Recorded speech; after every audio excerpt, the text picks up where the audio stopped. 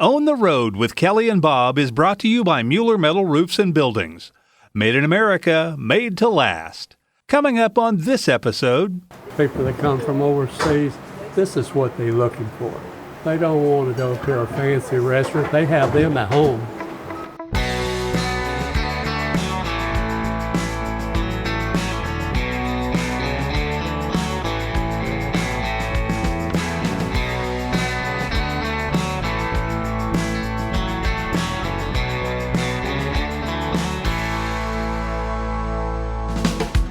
Hi, we're Kelly and Bob Phillips, and we're on the perpetual road trip of America's back roads, where the journey is always the destination. Hi, and thanks for joining us for this episode of On the Road with Kelly and Bob. I'm Bob Phillips. And I'm Kelly Phillips. For those of you who are joining us for the first time, what we do is simple. We travel all over the U.S., finding stories about great people. Then we share those stories with you via our weekly radio show and on our podcast. And here's how that works.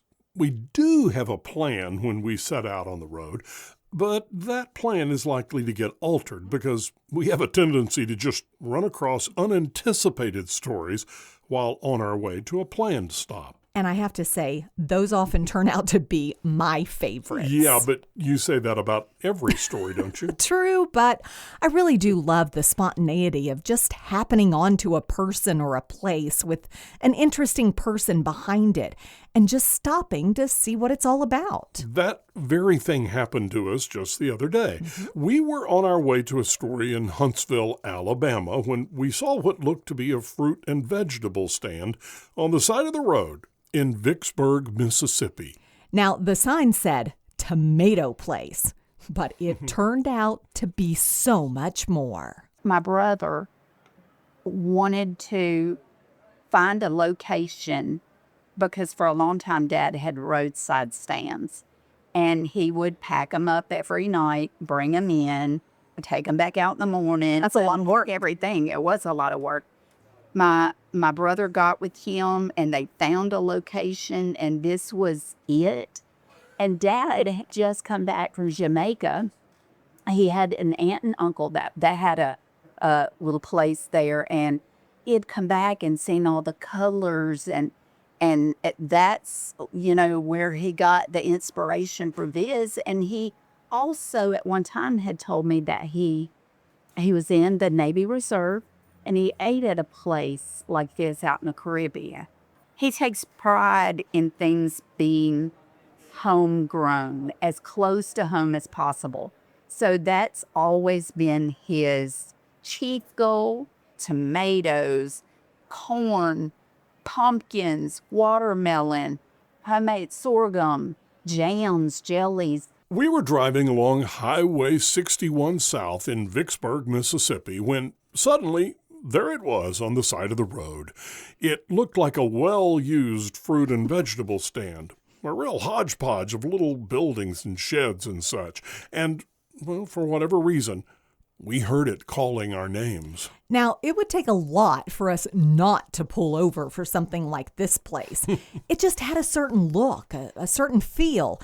There was something here, and we had to find out what. And that's when we met Luke Hughes, the Mississippi tomato guy. It was open as a tomato stand. We had 4 or 5 stands around town, and this was one of the few that had a building with it. And we were just out front on the porch and selling tomatoes. We were eating tomato sandwiches one day. The customer asked if he could have one.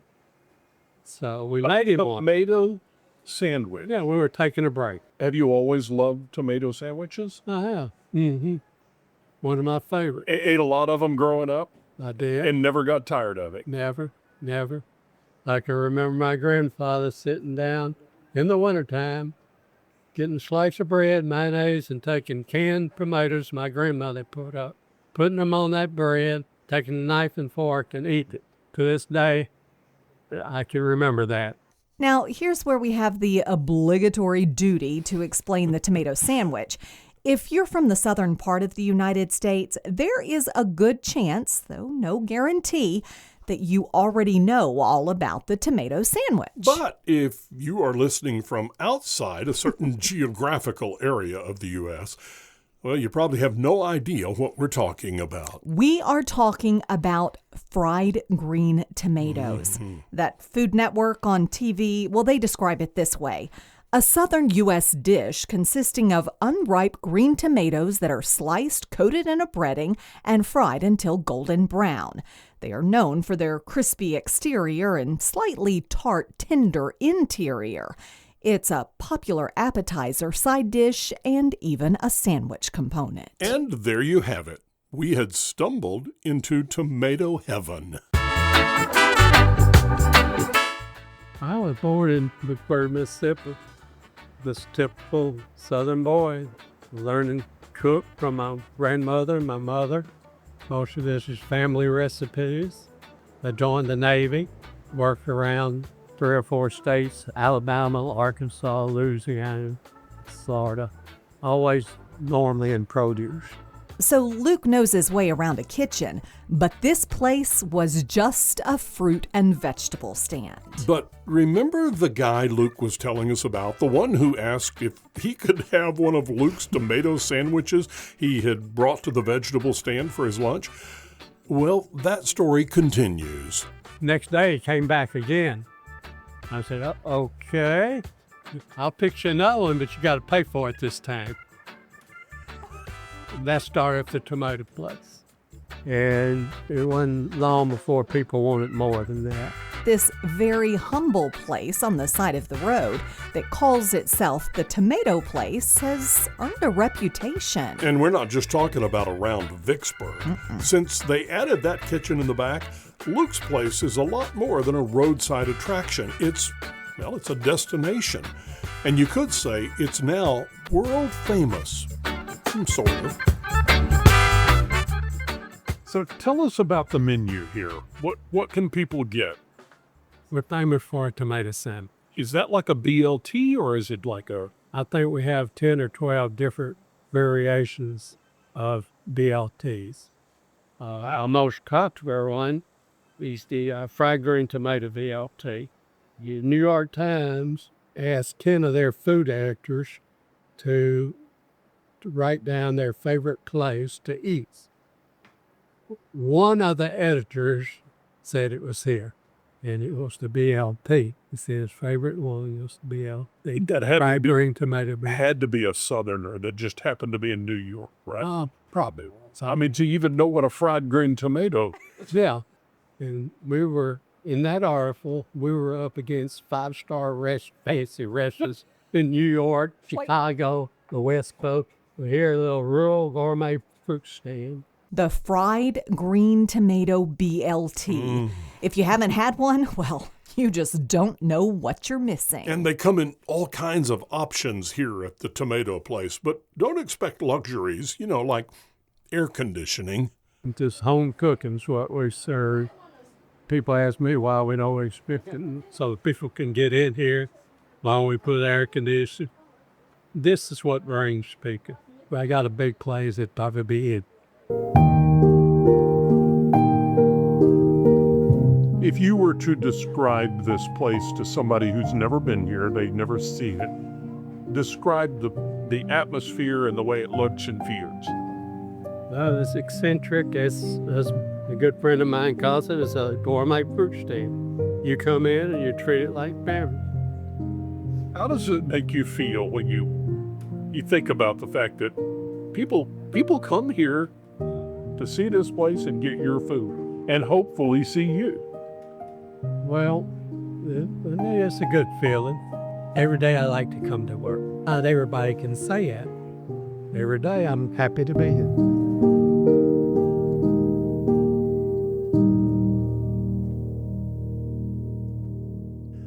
And our conversation with Luke went on for quite a while we enjoyed some of his great food there at the Tomato Place. And he started by telling us more about some of the customers that come in here.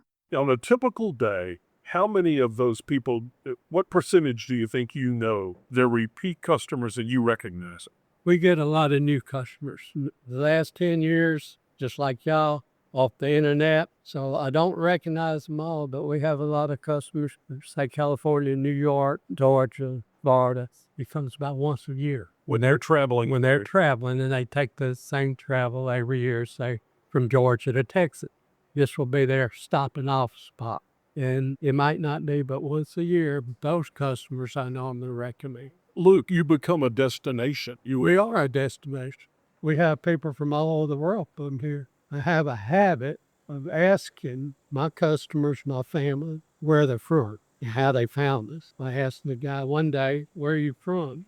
And he said, oh, you don't remember me. I'm from South Africa. South Africa? South Africa. Yeah, I said, I apologize. I'm getting old. I don't remember people like I used to. He said, yeah, this ain't my first time. I've been here 4 times. Every year I come to the States. I make this a destination. 4 years from South Africa. That's a long way to come for a tomato sandwich. Yeah, I'm sure he had business. And what does that mean to you to have people keep coming back? To a rural stand in rural Mississippi. That's pretty amazing. It is amazing. I never believed it would develop like that. Another time I asked the customer, where are you from? And he said, Spain. And I said, well, how'd you find out about this? He said, a fellow I worked with told me about it, said if I come to the States, be sure to go by the tomato plug.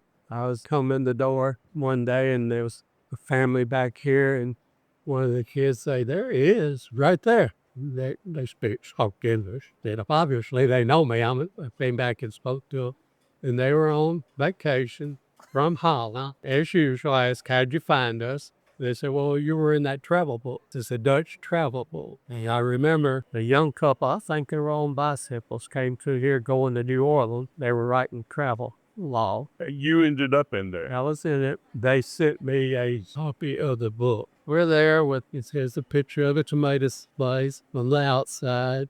They had a description of me, well tanned and a fedora type hat and hiking boots for sure. I was there. Now, your daughter told us that this may have been inspired by some of the Caribbean places. Yeah, my son and I just came back from Jamaica, and I love the jerk chicken chats. They're just out in the country. I got dogs and goats running around. The colors, I love the colors. And when we opened this, we just gotten back from the Caribbean, and that's the colors. So these bright yellow walls. Yellow and green. And blue, and at one time we had the floors light orange and yellow all the way to the front door. So you came in here and it popped. Now we have so much traffic and I can't pose long enough to paint it anymore. I used to go to New Orleans at least once a year to get a good roast beef pork every year, and I get a hat. I'm known for the hats and the po' boy. Hats, and I'm usually wearing hiking boots. Now that I gotten older, I gotten around to wear something a little more comfortable. When the hurricane came through, wiped out the portable, no, I was already making them, but it wasn't on the menu. I put them on the menu. We do a good roasted portable, just like you get with yours. Onions and gravy, sloppy and mixed several napkins. When I started this, I said, I don't want to do anything anybody else is doing. So we make everything from scratch. It's good. Yeah. You have anything that's not good? Probably do, but I don't know what it would be. That's my famous book right here. She could be a chef. Carolyn. What is the number one most often ordered item on your menu? It would be the fried greens made of BLT with or without avocados. How long have you been here? About 12 years, 12 out of 10. Oh, you're a newcomer. Everybody worked for me. Their kids work too. We raised the family working here. The whole family. Your mother worked. You work here and your kids have worked. My two, yes, and my sisters. Then we put a couple of them through college. Yes, sir. I say it's a family. It's a family. Were you trained in how to cook by anybody? My mother and grandmother trained me. Didn't go to school to study it. You learned it at home. So yours is real home cooking. Yeah, and again, if you like to cook, you don't really need a whole lot of training. You learn yourself, trial and error. And I like to watch a lot of cooking shows. And You just get in the kitchen and start experimenting. I mean, that's what this one does all the time. He loves to experiment different flavors. I've never made a fried green tomato myself. they're a little tricky. When we first started cooking the fried green tomatoes, one of my regular she called back and said, "That's the worst fried green tomato I've ever eaten." Oh, And I thought about it. I said, it probably was. I got to tighten up there. so you fixed it. We fixed it. What'd you do? What's the secret? Well, it's just, when you do it yourself is one thing, but when you have staff doing it, sometimes it comes out not so good. We started the fried green tomatoes because a friend has a restaurant downtown. Had a customer wanted a fried green tomato BLT, thinking they were talking about fried green tomatoes and say, "Oh, I bet a BLT on it would be good." So he came down, we fixed the oil, and it turned out good. So we decided to put it on the menu.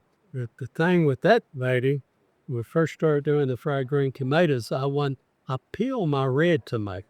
All the red tomatoes are peeled, so you don't have that skin or anything. But we weren't peeling the green tomatoes. How do you? We peel. It makes a world of difference on the fried dressing. So trial and error, just like you said. Okay, what's the difference between green and red tomatoes? You said it, green and red. That's it. That's it. They just hadn't matured. It's not a different variety or anything. It's just a green tomato that hadn't got turned red. So you get it early, We were farm to tables before it came up. and you still love it, obviously. Yeah, I still like it. I like the cooking. I like the how it is. How long do you think you'll do this? Well, I don't. Who knows how long that be? Could be tomorrow. You don't know what's going to happen. We'll just have to wait and see on that. Be a shame if this place wasn't here, though, wouldn't it? I hope it'll stay here for a while. This is Mississippi Fever. It is our most popular hot sauce. My dad has a sister that lives in South Texas, and all of her family eats really spicy sauces. That's you. Okay. This is he created it for his sister, and my dad said, "I'll make you one you can have." So they all love it. It's a sweet pepper sauce. I'll give you all a sample. Sweet pepper, but it's hot. But it's made with jalapenos. Okay. Yeah. Okay. So, but then we have, if you don't like the sweet heat, we have a Kobe hot. It's out of this world. It's amazing. Colby hot. Kobe. And we have a few seasonings. Okay, I've got to ask about this Serrano jerk. Okay, so Dad also has a Mississippi jerk, which is made with habaneros. We're having a hard time getting habaneros right now, so he thought he'd use the Serrano, which is kind of a halfway, I believe, between the jalapeno and the habanero. But we had a priest come over to our home to eat some breakfast, and he mixed it with a little of Mississippi honey and put it on his biscuit. And all of this y'all make. Right, Dad.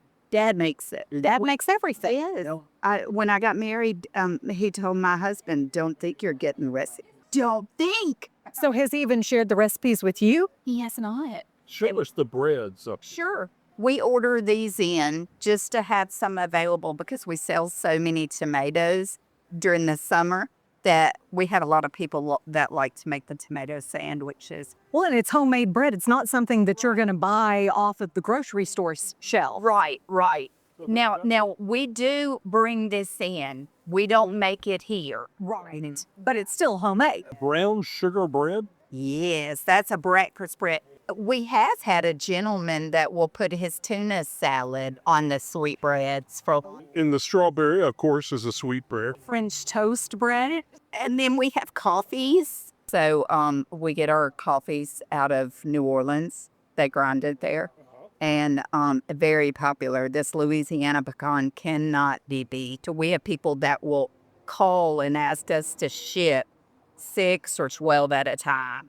Yeah. Okay, do you sell tomatoes at this place? Well, we do. Green tomatoes, red tomatoes. We sell a lot of tomatoes. Now, let me ask you one final thing here. We need to get a copy of all your recipes. Can you jot those down for us real quick? Yeah, sure. Watch the mails. We'll just watch the mail. It's going to come. It's good. You're going to send it to me, right? It's going to be like the sweepstakes. I asked your daughter, I said, okay, do you know all the recipes? And she goes, oh, no. So your own daughter, this is your right here, and she does the recipes that are going around in your head. Well, she don't do the cookies, so there's no need for her to know. What does she do then? She was back there. She's PR. Yeah, he does call me Bill.